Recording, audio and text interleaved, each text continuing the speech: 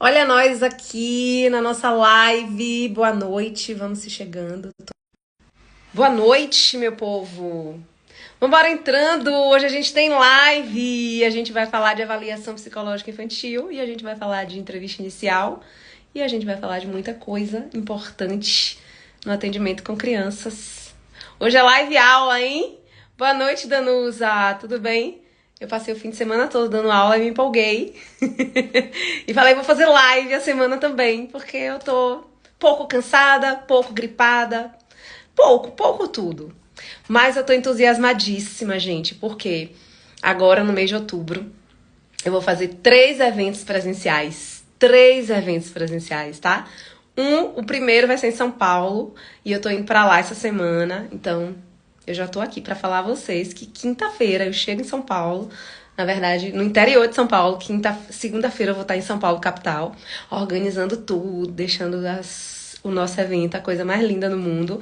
E a gente vai fazer dia 5 de outubro, tá? Noite boa, Contrafluxo! Boa noite, Mabel! E a gente depois vai fazer um evento presencial aqui em Salvador, depois de São Paulo é aqui em Salvador, dia 19 de outubro.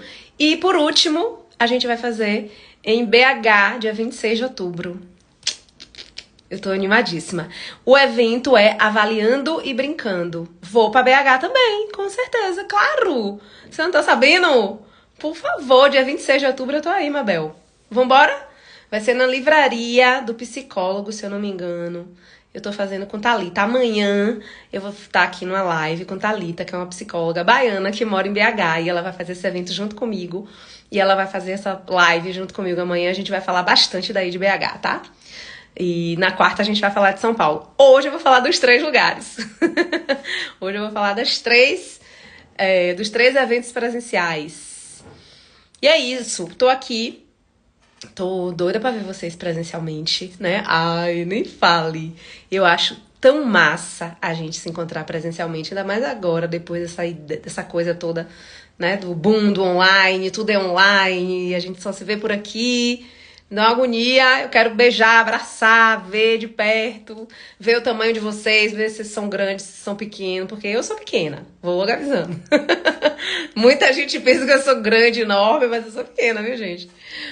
E, enfim, eu acho que é um momento legal também, um momento que a gente se conhece, olha nos olhos e vive uma experiência, não só aprende as coisas, né? Tá caçando passagem pra Salvador?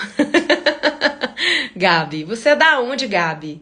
Vambora, vai ter em São Paulo, dia 5, vai ter aqui, dia 19, e vai ter em BH, dia 26, tá? Ai, Célia, vai ser massa, né? Vai ser incrível. Roraima, mulher, queria ir pra Roraima também. Ai, como eu queria ir pra todos, queria ir pra todos. Ano que vem, quem sabe, né? Eu vou pra outros lugares. Esse ano eu não consigo mais, tá, gente? Esse ano presencial, eu acho que só esses que eu consigo fazer. Mas ano que vem eu quero ir pra outros lugares. Eu acho que é muito legal, porque a gente conhece também. Hoje eu quero falar com vocês sobre entrevista inicial, tá? E eu acho que a entrevista inicial é bom começar a falar de entrevista inicial, porque é na entrevista que a gente se conhece e que a gente conhece quem procura nosso trabalho. Muita gente, inclusive, faz entrevista inicial sem cobrar, né? A gente ainda tem a ideia da psicologia de que esse primeiro momento o paciente precisa conhecer o profissional para ver se vai seguir adiante com o processo junto com ele. Só que eu entendo diferente, tá? Eu entendo que esse momento da entrevista inicial é um momento importante, talvez seja o mais importante da avaliação toda, e é um momento denso e é um momento que é nosso trabalho, então não tem como ser gratuito, tá?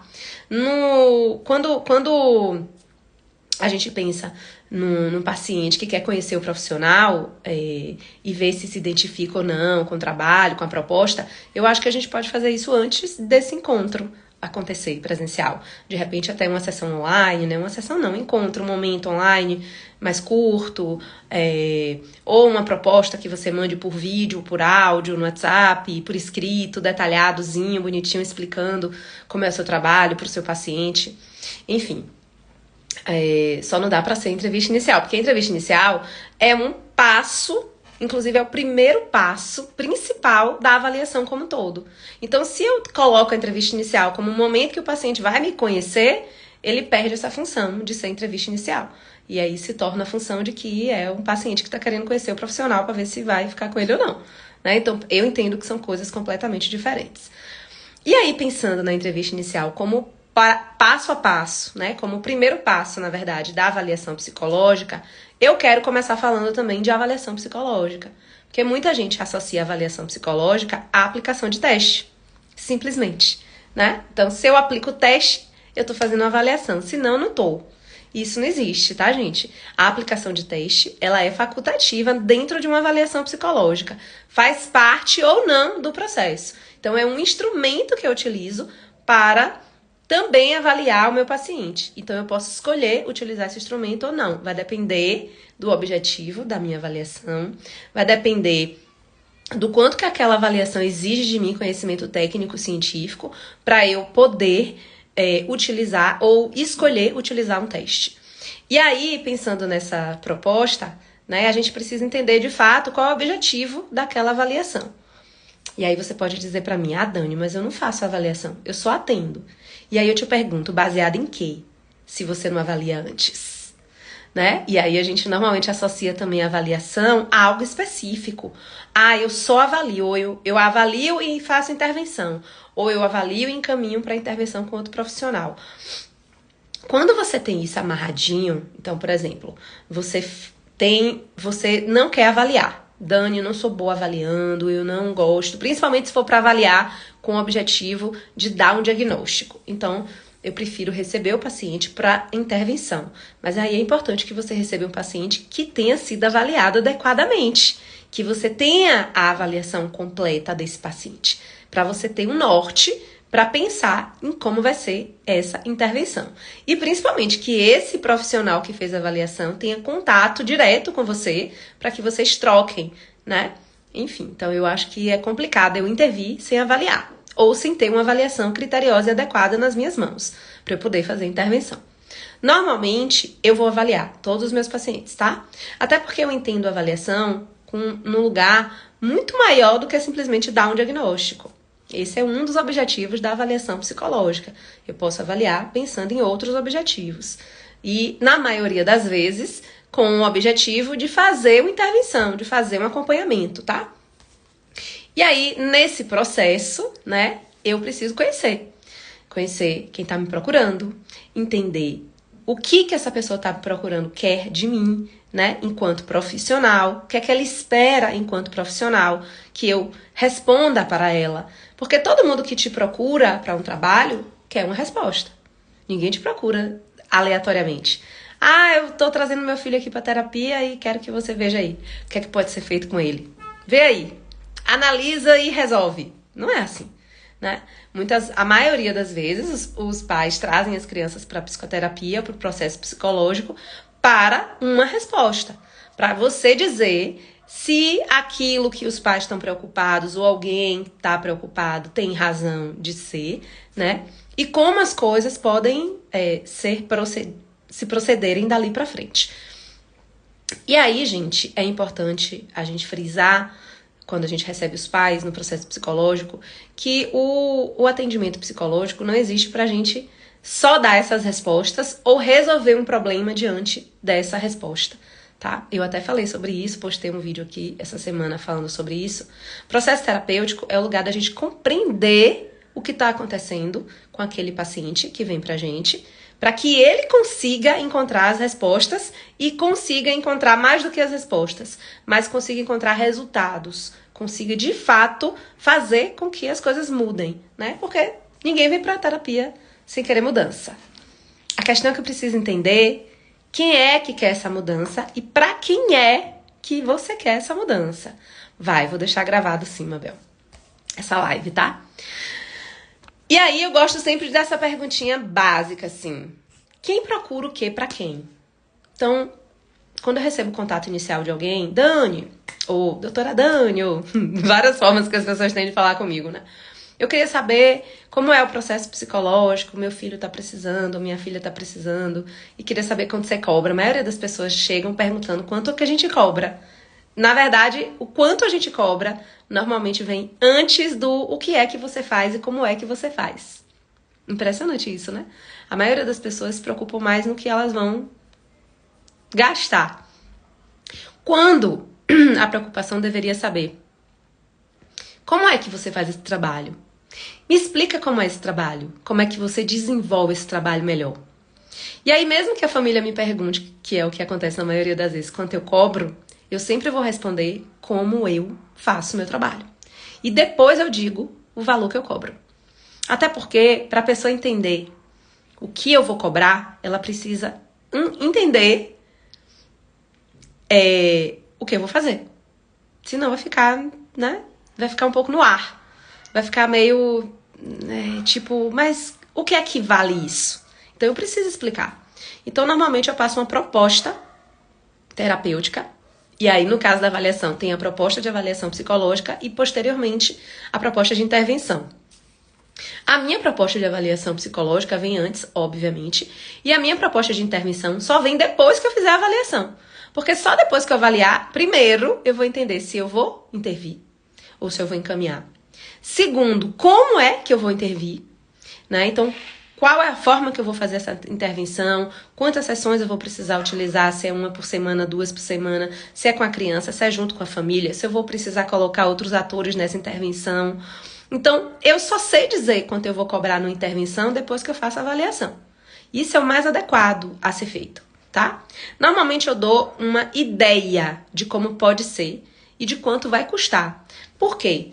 Porque eu entendo que a família também precisa mais ou menos se organizar ou entender se aquilo que eu tô cobrando, não só como valor, mas como participação no processo, cabe no bolso e na logística dessa família e no interesse dessa família, tá? De participar.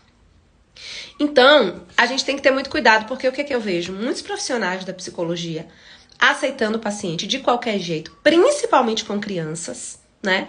Porque quer ganhar o dinheiro do paciente e vamos lá, eu quero trabalhar, venha, né? Vou te atender. Como assim vou te atender? Né? Você nem sabe qual é a ideia daquele paciente, o que é que ele realmente quer, o que é que aquele pai realmente quer, o que é que aquela mãe realmente quer. Será que é realmente o processo terapêutico que aqueles pais querem?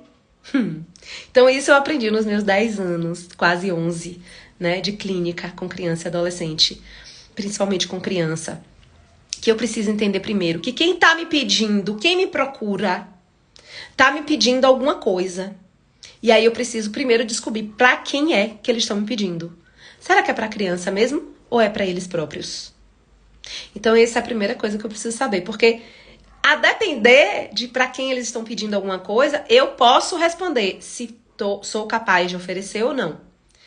Infelizmente, nem sempre essa resposta vem muito clara pra gente, translúcida, sabe? Transparente. Não, estou aqui porque eu quero um relatório para entregar na justiça porque eu vou disputar a guarda do meu filho com a minha ex-mulher. Nem sempre isso vem assim. Às vezes o casal vem casado ainda. E no meio do processo eles se separam, se divorciam. E aí começa a disputa, e começa a guerra, e começa a confusão. E você tá ali, envolvida na história. Só que quando a gente recebe esses pais inicialmente, mesmo que eles não estejam de fato numa situação de conflito, a gente vai perceber se essa situação vai acontecer ou não. Se a gente tem perspicácia para perceber. Eu normalmente percebo. Logo de cara, tipo na entrevista inicial. Às vezes, gente, eu percebo no contato inicial. Não precisa ser nem entrevista. No WhatsApp, às vezes, eu nem ouço a voz da pessoa. A pessoa escreve pra mim. O jeito que a pessoa escreve pra mim, eu já sei mais ou menos ali o que é que ela quer e aonde aquilo pode dar. E se pode ser um grande problema ou não eu atender aquela pessoa, tá? Então, eu hoje escolho quem eu vou atender. Por quê? Primeiro porque eu não tenho competência para atender todo tipo de demanda. Não tenho espírito, nem emoção para atender todo tipo de paciente, tá? E eu aprendi na marra a reconhecer os meus limites, tá? A questão é a seguinte, que mesmo assim, às vezes, eu caio nas armadilhas do destino, né? E o que é cair nas armadilhas do destino? Eu sei que vai dar merda. Eu sei que vai dar ruim. E mesmo assim eu topo. Eu aceito, eu vou atender. E aí eu me arrependo. Todas as vezes que eu percebo no início que vai dar ruim e eu atendo, eu me arrependo. Não tem uma santa vez que eu não confie na minha intuição, e mais do que na minha intuição, na minha percepção clínica, que eu faço mesmo assim e não me arrependo. Então, eu tô aqui pra primeiro falar isso pra vocês, né? Porque isso é uma coisa que às vezes a gente não vai ver no curso. O curso, a formação da faculdade não vai ensinar isso pra gente, né? Às vezes um curso mais técnico de avaliação psicológica não vai trazer isso pra gente, né? Então assim, gente, muito cuidado com quem vocês vão trocar energia. Muito cuidado, porque alguns atendimentos adoecem a gente, do início já. Então, não dá, nem todo mundo tá pronto pra ser terapeutizado. Eu acho que as pessoas estão prontas para serem avaliadas, mas terapeutizadas, não. Mas mesmo assim, a gente corre um grande risco na avaliação. Por quê? Porque quando eu faço uma avaliação psicológica, eu tenho que entregar um documento por escrito dessa avaliação, que se chama laudo psicológico.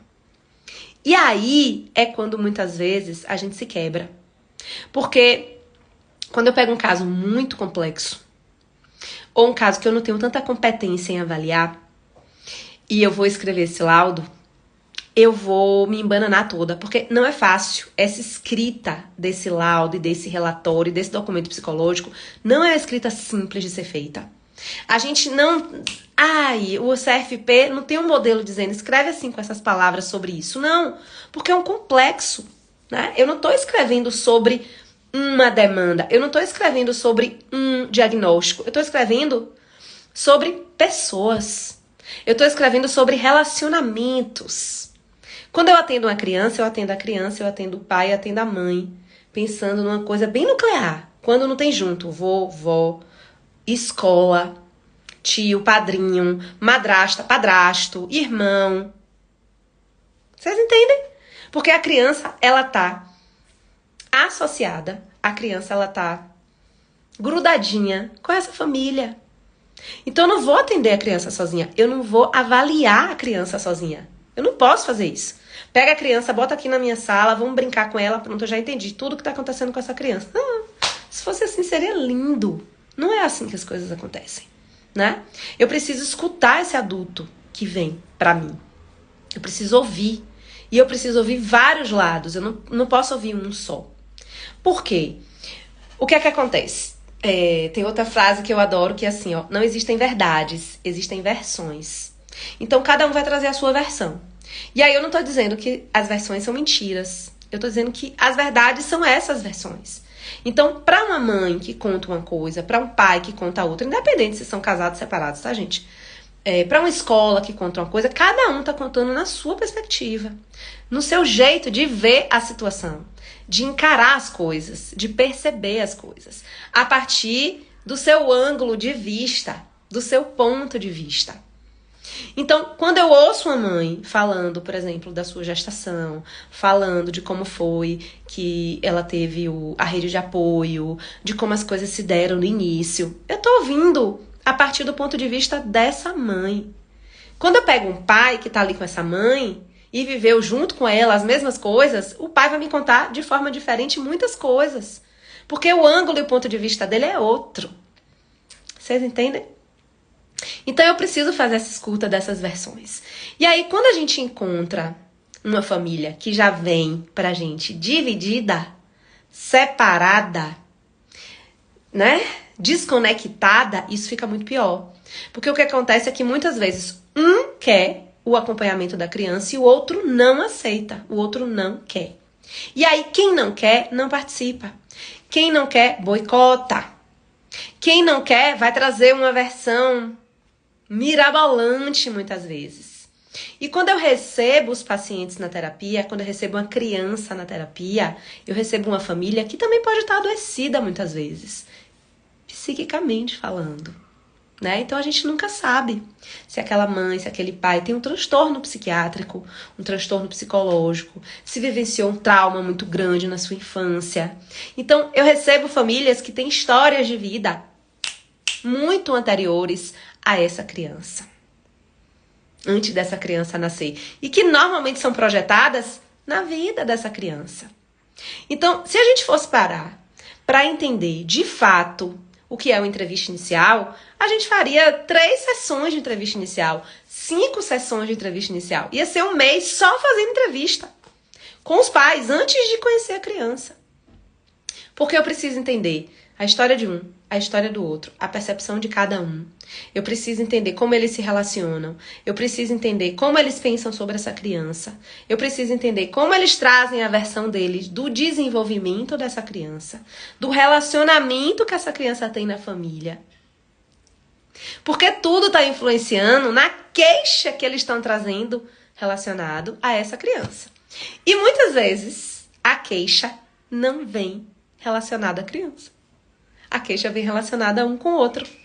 Então os pais buscam a terapia para a criança, mas o problema mesmo tá entre eles. Sacaram?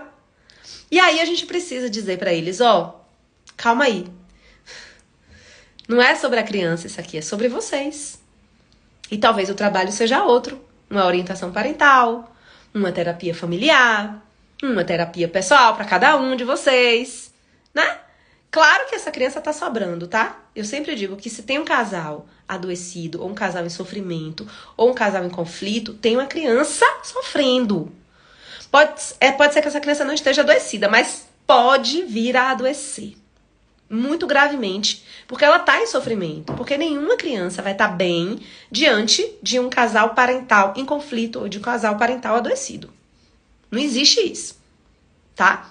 Então, o que eu posso fazer é avaliar os dois lados. A relação parental, o casal parental e a criança. E aí o bicho pega. Dani estava atendendo uma criança de 7 anos de idade, de pais separados. O pai me procurou para atender a criança, porém a mãe tirou a criança do atendimento. É isso que acontece. Acontece muitas vezes.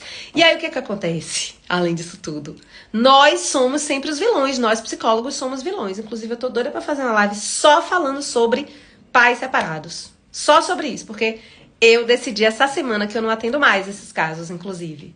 Já deu pra mim. Cheguei no meu limite psicológico, emocional, tudo. Tudo. Porque eles trazem os problemas pra gente, os conflitos pra gente, a gente acolhe, a gente ouve, a gente faz mediação, a gente tenta o máximo ser comprometido e ético, a gente acolhe a criança, e aí, no momento que a gente diz o que a gente pensa, no momento que a gente mostra pra eles o que a gente tá avaliando, o que a gente tá percebendo, viramos os vilões da história. E aí, toma-lhe processo no CRP. Porque essa psicóloga fez um laudo, fez um relatório que está, como é que chama? Defendendo um e atacando o outro. Como se a gente inventasse as coisas que acontecem com eles, né? Te cria da nossa cabeça as coisas e bota no relatório. Como se eles não fizessem nada. Os pais são alecrins dourados o tempo todo. O problema está em nós, psicólogos, que estamos vendo problemas demais e estamos querendo consertar eles e não a criança. Porque, ora, por que a gente não está consertando a criança? Já que a gente trouxe a criança para o conserto. Entendem? Então, assim, eu desisti essa semana eu decidi. Eu faço alguns atendimentos com casais separados agora, no momento, e eu decidi, por causa deles, inclusive, que nunca mais farei. Esses são os meus últimos. Eu só atendo agora a demanda de crianças que têm pais minimamente relação harmoniosa. Minimamente. É separado? Não. Tá separando? Não. Tá em conflito? A nossa relação é bélica? Não. Procura outro profissional. Eu cansei de ser a vilã. Porque eu virei vilã. Entendeu? Virei muito vilã. E ó, que eu sou a pessoa que ouço todo mundo. Que sou a pessoa que me esmero nessa entrevista. Não só na entrevista. Eu me esmero nessa escuta de pai e mãe. Eu fico com meu celular disponível para eles o tempo todo. É o tempo todo falando óbvio, dizendo que isso tá errado. Inclusive, eles falam pra mim, eu sei que eu errei, né? Fiz tudo errado. Aí, na hora que eu dou o relatório, o que é isso que você botou no relatório? Tá sendo contra mim. Mas foi exatamente o que você fez de errado. Que você mesmo disse que errou. Vocês entendem?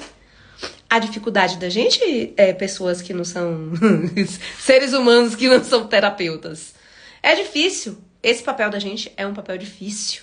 Porque a gente está o tempo todo lidando com o mais frágil do ser humano, que é o ego. Que são as questões psicológicas. Se você não tá bem mentalmente, você nem adianta ter saúde física. Nem adianta ter dinheiro. Nem adianta ter trabalho. E nem adianta ter nada. Tudo desanda. Sem saúde mental, nada vai para nenhum lugar.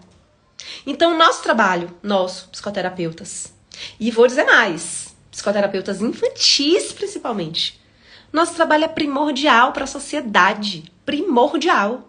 Se o nosso trabalho, eu não sei o que seria, joga tudo pro ar. Né? Joga tudo pro ar.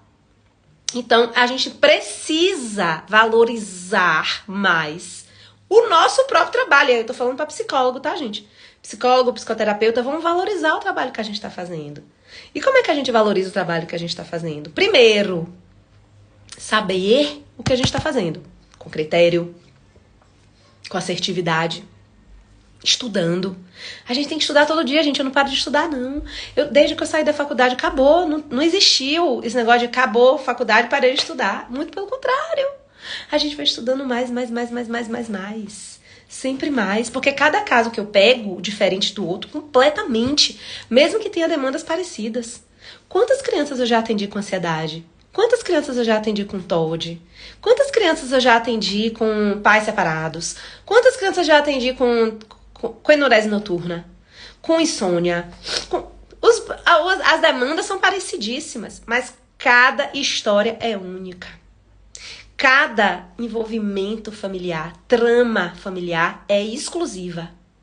E isso vai me dar um trabalho. Vai me dar um trabalho danado de entender o que está acontecendo ali. E aí eu preciso, em primeiro lugar, escutar. Eu tenho que aprender a ouvir. E aprender a ouvir, saber ouvir, não é só ficar quieta, calada na frente da pessoa esperando ela dizer. Não mesmo. Eu sei ouvir bem, primeiro, quando eu sei fazer as perguntas certas. Quando eu sei mexer no lugar certo. Para escutar o que é importante ser escutado. Eu sei ouvir quando eu acolho. Eu sei ouvir quando eu me direciono para aquilo que o outro realmente está querendo de mim. E aí eu preciso escutar os adultos que me procuram para me pagar aquele processo terapêutico antes de ouvir a criança. Obviamente. Porque o interesse de estar ali na sessão não é da criança. Nunca foi da criança.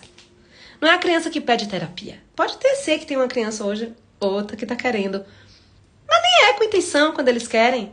Eles querem achando que é uma coisa, chega lá, tem nada a ver com aquilo que eles acharam que foi, que era. Que o coleguinha disse que tá na terapia, ele quer também. Entende?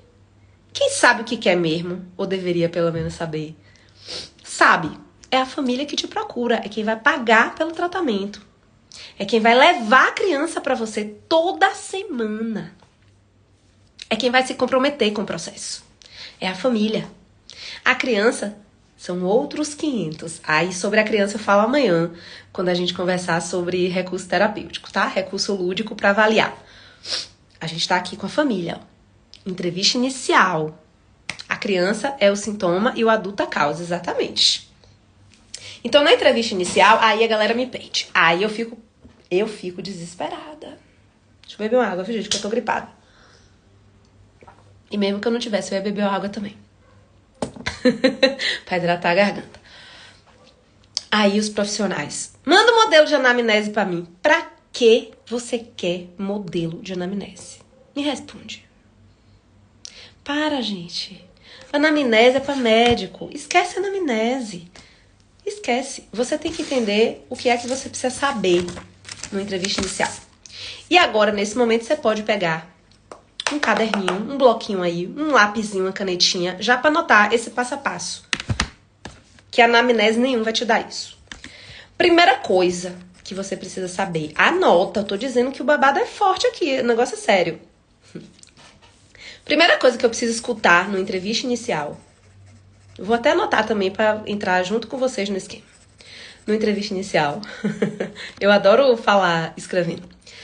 É sobre o que trouxe vocês aqui. Eu adoro perguntar isso. Por que vocês vieram buscar essa avaliação? O que foi que motivou a vinda de vocês aqui? Então, primeiro eu quero saber isso. A motivação dos pais em buscar a terapia. Aí, minha gente, vai aparecer várias coisas, às vezes tudo bagunçado. Por isso que é importante saber escutar. Que vai vir tudo misturar. Porque meu filho tá tendo um problema lá na escola de comportamento. Aí a escola falou com a gente e sugeriu que a gente buscasse um psicólogo. Aí eu já escuto a primeira coisa. Epa! Quem tá pedindo o que pra quem? Quem tá pedindo o que pra quem? A escola que tá pedindo pra família, pra essa criança ficar bem. Então o pedido tá vindo da escola, nem tá vindo dos pais. Olha! Aí os pais pedem pra mim. Pela criança. Mas tem um pedido inicial ali que é da escola, não é da família. Aí eu já boto bem grande assim, escola. Essa escola com certeza será escutada com muito critério, tá? Já fica ali stand-up, né, pra mim. Stand-by. Como é, gente? Não sei. Tô falando várias bobagens aqui também. Quando eu falo esses termozinhos. Mas enfim, essa escola fica em destaque pra mim. E aí essa família começa a falar, aí o que é que eu faço? Eu ouço ali, junto com quem tá pedindo o que pra quem, uma queixa. Eu ouço uma reclamação, eu ouço uma decepção, eu ouço uma preocupação. É isso que eu ouço inicialmente, né? O que é que tá preocupando vocês, família? Por que vocês estão buscando a minha ajuda? Né? Por que vocês estão querendo que eu ajude vocês? Então eu ouço essa preocupação. Essa preocupação é o que a gente chama, em termos técnicos, de demanda dos pais. Demanda para avaliação dos pais. Então essa demanda, ela precisa ser escutada da seguinte forma. Nessa demanda vem queixas, né? Queixa, tô me queixando. O que é a demanda, gente? Solicitação, isso é demanda, tá? Então, dentro dessa demanda vem as queixas. Tá agressivo, não tá comendo direito, não dorme bem, só come besteira. Adoro. As queixas dos pais em relação à criança, né? Bora reclamar. Aí, às vezes, misturado com as queixas das crianças, os pais já fazem a meia-culpa deles. Mas, doutora, aí eu também erro. Eu também não tenho tempo, eu não tô conseguindo me dedicar. Aí tem a queixa pra eles mesmos. E eu vou anotando as queixas ali. Só que eu não posso olhar pras queixas e pensar nelas individualmente. Tipo, tá. É isso as queixas. Tá com enurese noturna, tá agressivo, tá beleza. Já sei como é que eu vou resolver. Ou já sei como é que eu vou avaliar essas queixas. Não, minha gente. Eu não paro nas queixas aí, pura e simples, não. Eu tenho que compreender essas queixas. Eu tenho que afundar, eu tenho que ir pra fundo dessas queixas. Como é que eu me aprofundo nessas queixas, Dani Rita? Como eu vou lá no âmago do negócio? Primeira coisa que eu preciso saber dessas queixas. Há quanto tempo isso acontece? Desde quando estão acontecendo essas queixas? Tem 1 ano? Tem 6 meses? Tem 1 semana? Foi antes da pandemia que começou? Foi desde que nasceu? A temporalidade dessa queixa vai fazer muita diferença nessa avaliação. Muita. Essa é a primeira coisa, é o tempo. Anotou? A segunda coisa, depois do tempo, eu preciso saber qual é a frequência que isso acontece. Todo dia? 1 vez na semana. Só quando vai pra casa do pai e volta que isso acontece. Toda segunda-feira. Então eu preciso entender a frequência desse comportamento e dessa queixa, desse sintoma. Tem enurese noturna, faz xixi na cama. Quantas vezes faz xixi na cama? Todo dia? Ou só final de semana? Ou só quando acontece algum estresse? Então eu preciso entender a frequência dessa queixa. Então, primeiro, tempo. Segundo, frequência. Terceiro, aonde essas coisas acontecem? Quais lugares essas coisas acontecem? Acontece lá em casa, acontece na escola, acontece na casa do pai, acontece quando viaja nas férias, acontece em todos os ambientes. Ah, meu filho tá agressivo. Tá agressivo aonde? Tá agressivo com quem?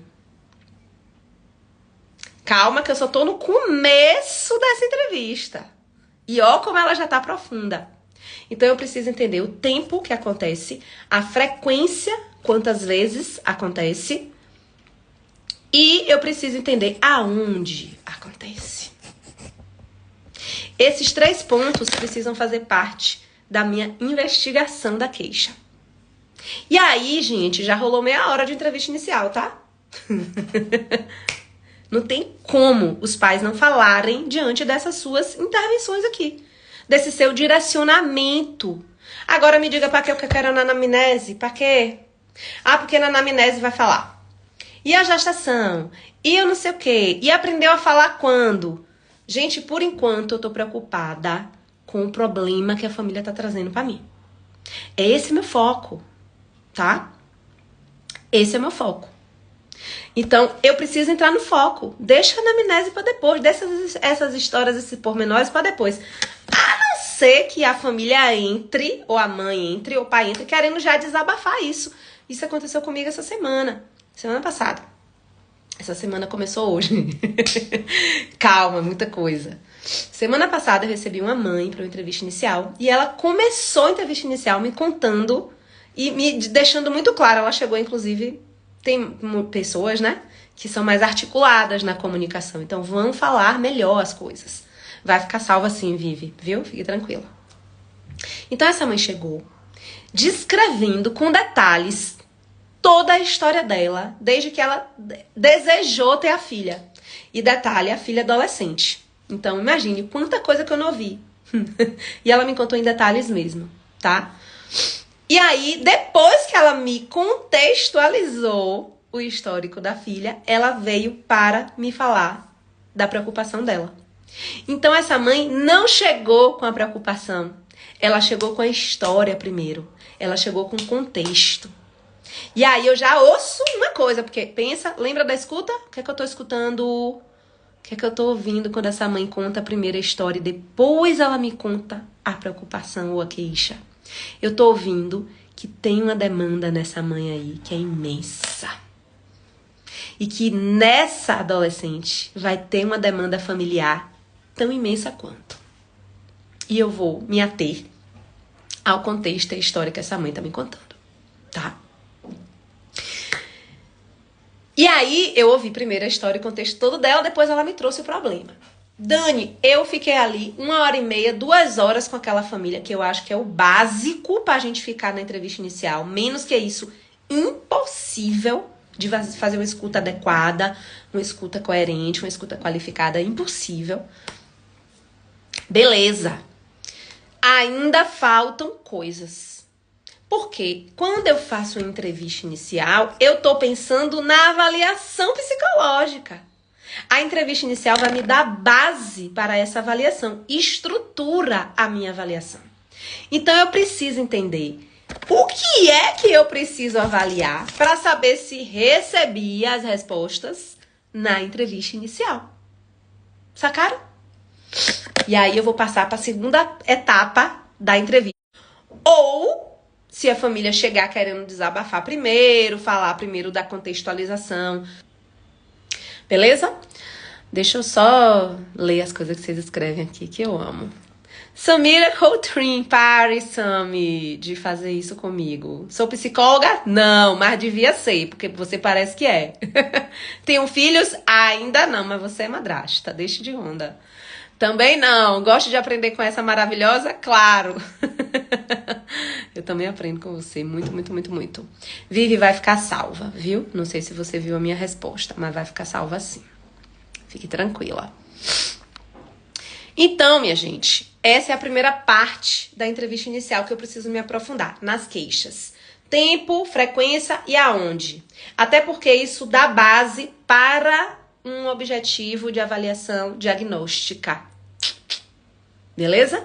Quando eu vou pensar numa avaliação, dar um diagnóstico numa avaliação, eu não vou olhar só os critérios diagnósticos daquela daquele transtorno, tipo, sinais e sintomas. Não, eu vou ver o tempo daqueles sinais e sintomas, a frequência daqueles sinais e sintomas, em quais lugares acontecem aqueles sinais e sintomas. Então, vocês entendem que eu preciso investigar isso na queixa?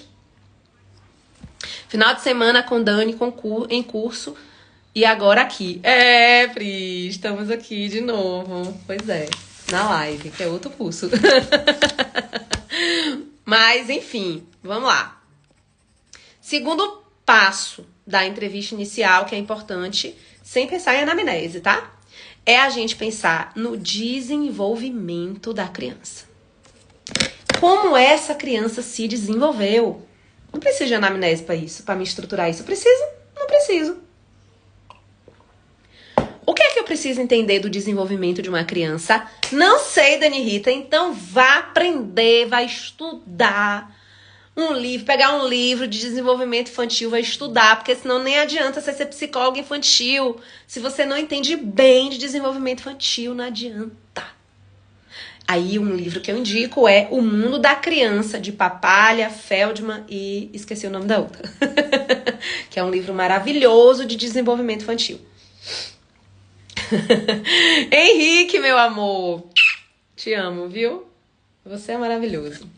A gente precisa marcar nossa supervisão, inclusive. Ai, gente, adorei que o negócio saiu coração aqui, que tudo. Amei. Já nem sei mais como é que sai, mas enfim, é isso.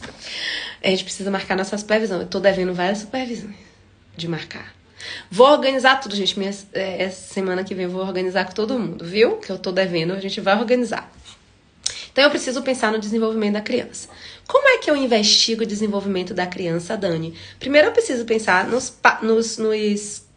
em cada etapa do desenvolvimento, né? Então, a gente tem o desenvolvimento da linguagem, a gente tem o desenvolvimento cognitivo, que entra a linguagem, né? O desenvolvimento cognitivo, vamos subdividir mais fácil.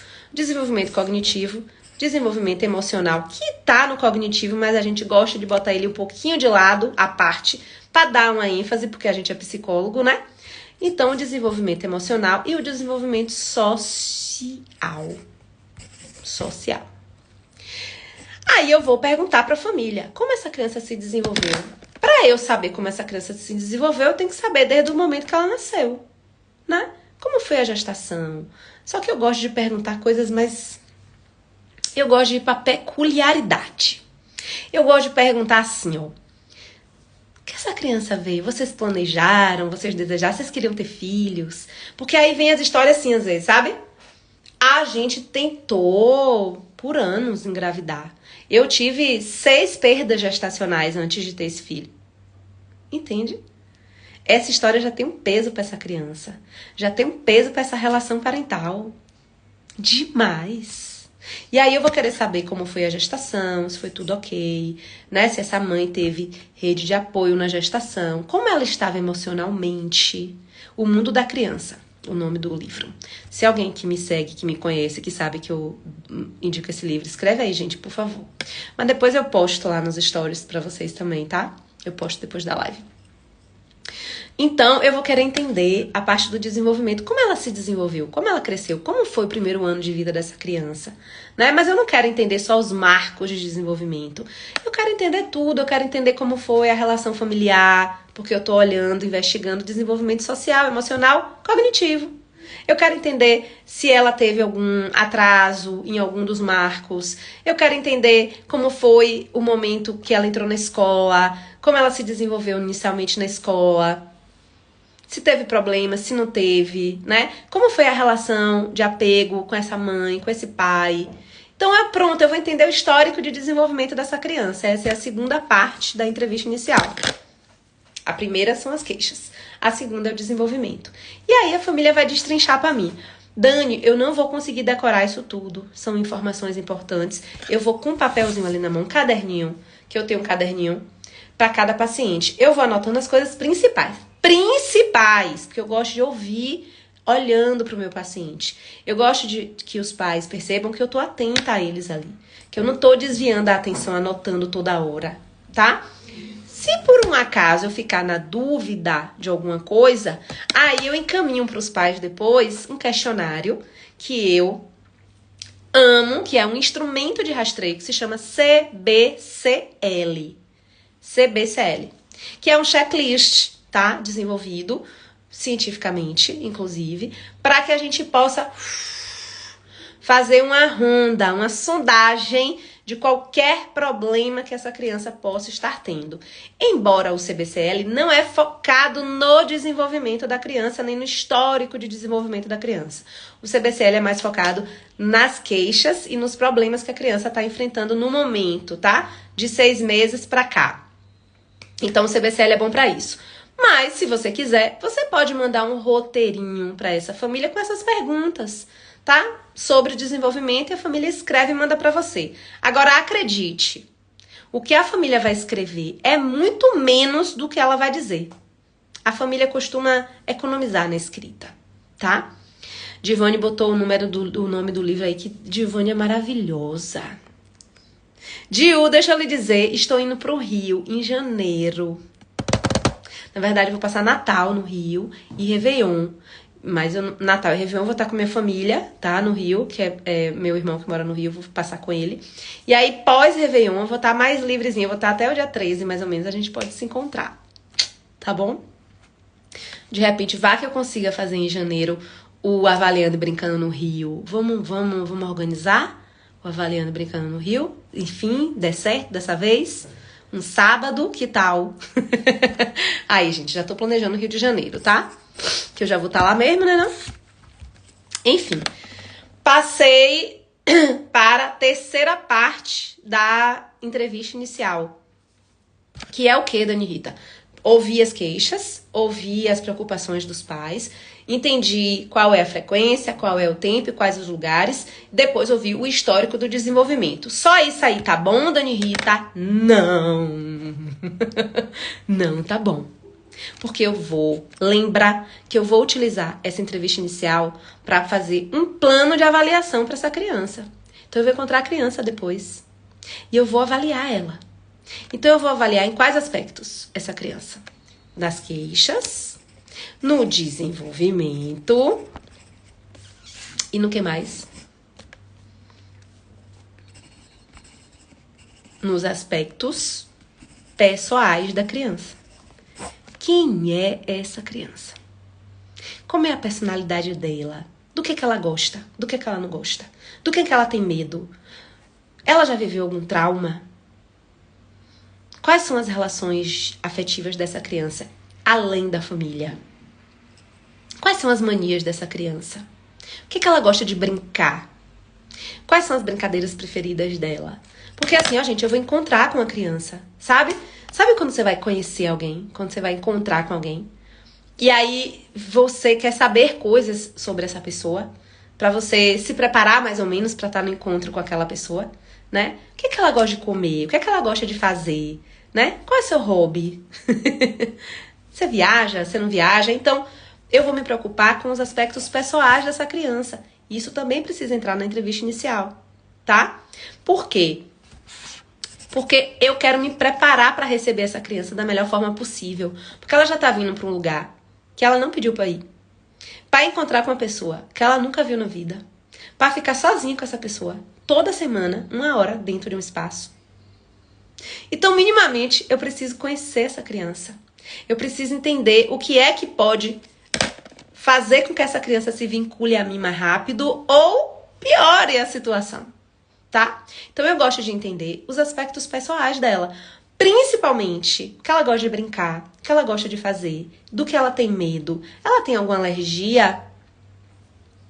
Como é que são as relações dela? Como é a personalidade dela? Quais são as potencialidades que você vê no seu filho? Porque aí você vai começar a ouvir alguma coisa boa dessa criança, porque até então normalmente você não vai ouvir, né? O que é que ela tem de bom? Você se orgulha de quê com seu filho, né? O que é que você acha legal nele? Conta pra mim uma situação legal que seu filho já viveu com você, ou que vocês já viveram juntos. Aí eu vou entrar nessa seara aí dos aspectos pessoais, das relações pessoais dessa criança com essa família. E aí eu vou ter a entrevista inicial dos sonhos. Depois dela, toda pronta, toda escrita, com todas as informações lindas, aí eu vou planejar a avaliação dessa criança. Como eu vou pensar nos recursos lúdicos que eu vou usar nas sessões com ela, que eu talvez não tenha na sessão, mas vai ser bom ter para utilizar com aquela criança. Eu vou pensar no tempo que eu vou ficar naquela sessão com aquela criança. Eu vou pensar em como eu vou me comunicar com essa criança. Em coisas que eu posso perguntar para ela enquanto ela brinca em um momento ou outro, que tem a ver com essas questões pessoais que a família já trouxe para mim. Eu vou saber interagir com essa criança. Porque se eu não interagir bem com essa criança, ela não se vincula a mim. Ela não vai confiar em mim. E ela não vai se abrir para o processo. Claro que ela não vai só se vincular a mim se eu souber coisas dela ou se eu for legal com ela. Mas esse é um caminho que já pavimenta o asfalto. Entende, minha gente? Já facilita o processo. E eu tô aqui para facilitar o processo. Eu não tô aqui para receber a criança de qualquer jeito, né? Eu tô para facilitar o processo. Se a criança traz dificuldades na vinculação, outras, aí eu vou desenvolvendo na minha própria vinculação com a criança. Aí as coisas vão acontecendo no manejo clínico e nas minhas sessões com ela, durante o processo. Porque a gente não pode perder de vista que a gente está falando aqui de um processo que começa sendo um processo de avaliação, para eu conhecer, para eu compreender o que é que aquela família está trazendo para mim enquanto demanda, necessidade de atendimento. E depois eu vou entrar num processo de intervenção, que vai ser muito maior. Por quê? Porque eu vou trabalhar no processo de intervenção a compreensão disso que foi avaliado de forma mais profunda. Porque eu quero que essa criança evolua, eu quero que essa criança supere os problemas dela, eu quero que essa família evolua, supere os problemas dela. E aí a gente entra no pior momento. Eu gosto de assombrar vocês, né? Porque não é fácil. Não é fácil, tá? Processo psicoterapêutico é complexo, é difícil. Com criança, eleva a 10ª potência. Porque a gente tá trabalhando com um combo aí, tá? Com a galera. Não é com a criança apenas. É com todo mundo. Entende? Então, se você quer atender criança, tá pensando, eu atendo criança ou não, Dani? Eu vou te dizer uma coisa. Na verdade, eu vou te dizer duas coisas. Essa é uma área de atendimento que certamente você vai alcançar um sucesso profissional e financeiro rapidamente. Porque as demandas só aumentam na infância. As famílias estão muito problemáticas. As famílias estão precisando de muita ajuda. E a família vai buscar ajuda através da criança. A família não vai buscar ajuda por ela, por conta própria. A segunda coisa que eu te digo é: estuda, se dedica, se empenha. Busca um profissional para te instruir, para te orientar. Não faz nada sozinho. Não busca só recurso terapêutico para aplicar com a criança na sessão, porque só isso não significa absolutamente nada. Procura compreender as questões da infância, as questões da parentalidade, das famílias. Procura ter uma compreensão mais ampliada e ancorada em questões técnicas e científicas. Não para de estudar e vai. Só vai. E se quiser vir comigo, eu tô aqui oferecendo minhas mãozinhas, tá? E minha graciosidade toda também, que a gente dá umas risadas junto. A gente chora e a gente ri aqui, faz tudo junto, tá, gente? A gente reclama, a gente pergunta: que show da Xuxa é esse? Que show da Xuxa é esse? Que deixaram as crianças do lado de fora e não botaram do lado de dentro, né? É isso. Acho que eu falei um bocado. Vou deixar a live salva. Quem quiser ver de novo, quem quiser indicar pra alguém, eu super agradeço, inclusive, indiquem. Quero dizer que amanhã estarei aqui com uma convidadíssima, uma psicóloga, amiga minha, de BH, e a gente vai falar de recurso terapêutico na avaliação psicológica infantil, e a gente vai trazer exemplos, casos, vai ser incrível. E na quarta eu vou estar aqui com outra psicóloga maravilhosa, amiga minha, Juliana Dome, lá de São Paulo, e a gente vai falar de um tema maravilhoso que é Como a gente faz a avaliação diferenciando o que é uma dificuldade e o que é um transtorno psicológico? Essa live com o Ju vai ser incrível também. Eu tô ansiosa pra fazer essa live com o Ju. E lembrando de novo que temos em outubro encontros presenciais. Estaremos em São Paulo, dia 5 de outubro, numa casa linda, num espaço lindo, que se chama Arteiros, tá? Que fica ali perto da Vila Mariana, no Planalto Paulista. E a gente vai se encontrar lá presencialmente, a gente vai viver uma imersão. Aí eu vou colocar todo mundo para avaliar todo mundo. A gente vai aprender a avaliar com brinquedo, a gente vai aprender a avaliar outras coisas também, não só a parte lúdica, né, mas toda essa parte de entrevista inicial, de devolutiva, enfim, a gente vai falar de avaliação psicológica infantil como um todo, mas a gente vai viver na prática. Então é um dia de imersão, vamos tomar café junto, vamos almoçar junto e depois a gente vai pra balada junto também. E aqui em Salvador vai ser a mesma coisa, dia 19 de outubro, e no final do mês de outubro, dia 26, vai ser em BH. Em BH, Célia, vai ser na livraria do psicólogo, se eu não me engano. Vai ser no centro de BH, tá? Um lugar massa também, legal. Enfim, vamos ter as mesmas coisas. Se vocês não fecharam ainda comigo, falem, porque as vagas dos encontros presenciais são limitadas. Não vou encher de gente, a ideia não é essa.